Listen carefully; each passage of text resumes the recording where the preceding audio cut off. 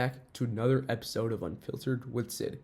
In today's episode, we'll be delving into something powerful, controversial, and often misunderstood: nuclear energy. But first, what comes to your mind when I say the phrase nuclear power? Maybe you think of Chernobyl, often considered the worst nuclear power failure in history, whose environmental effects are still felt nearly 40 years later. Or perhaps you picture Homer Simpson, the yellow, bald, donut loving man slacking off at Sector 7G, endangering the safety of Springfield as he blissfully daydreams. Huh?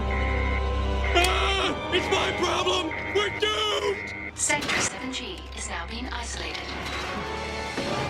Nuclear energy has always been a hot topic in today's society as we look towards a more sustainable future. There are always constant debates about whether it's beneficial to invest in nuclear power. On one hand, it brings plenty of advantages: low carbon emissions, high reliability, incredible energy density, and the potential for future technological advancements. But on the other hand, many warn of its drawbacks: radioactive waste, the high costs and development times, excessive water usage, and the risks of severe accidents. So the question that poses us today is nuclear energy the key to a more sustainable future for us? The strongest arguments in favor of nuclear power is its unmatched reliability. According to the US Energy Information Administration, nuclear power has the highest capacity factor of any energy source, meaning it produces energy at maximum output about 82% of the year. Compare that to things like natural gas, coal, or the renewables, which are often limited by fuel shortages, maintenance, or weather conditions. Nuclear plants are designed to run for long periods of time, sometimes 2 years at a time, without refueling. Unlike fossil fuels, nuclear plants don't release harmful pollutants like carbon dioxide, sulfur dioxide, or nitrogen oxides. In 2020 alone, nuclear energy prevented 471 million metric tons of carbon emissions in the US, more than all other clean energy sources combined.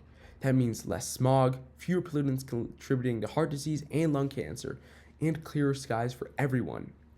Energy also packs a punch when it comes to scale. It's the largest single source of clean electricity in the US, generating nearly 775 billion kilowatt hours each year, and accounting for almost half of the nation's emissions-free electricity. It supports more than 500,000 jobs, many of them high-paying, and requires far less land than renewables energy sources. A single nuclear facility can power 1 million homes while taking up just over a square mile of space. We cannot ignore the downsides of nuclear power. The world needs climate solutions fast, and nuclear takes way too long to build. Planning, permits, and construction can take a decade or more, and some argue we simply don't have that kind of time. As one Russian environmentalist put it, we need climate action today, not 10 or 20 years down the line when nuclear reactors may finally be completed, and we need cheaper solutions than nuclear.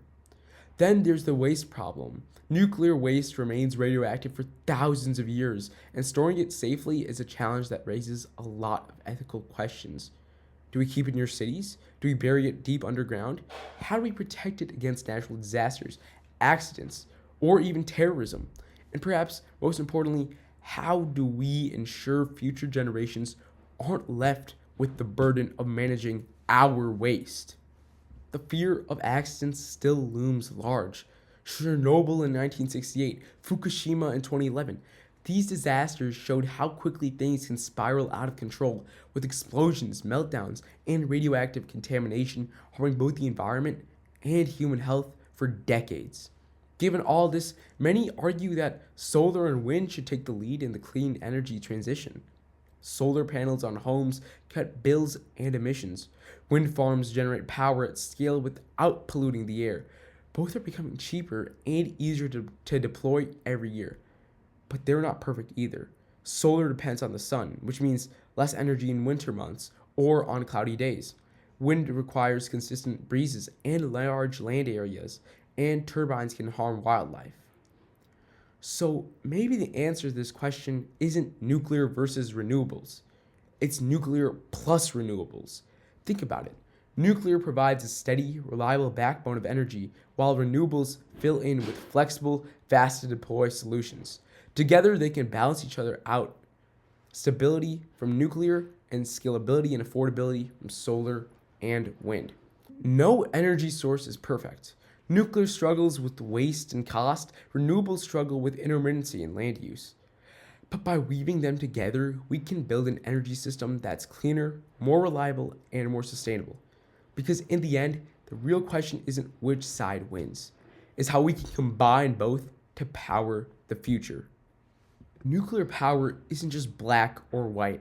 It's not the villain people make it out to be. But it's not a saint either. It's complicated, just like most things in our world. The real question is, do we fear it or do we learn to control it? Anyway, that's all for today's episode of Unfiltered with Sid. If you made it this far, you already know this isn't about taking sides. It's about thinking deeper. I'll catch you in the next one.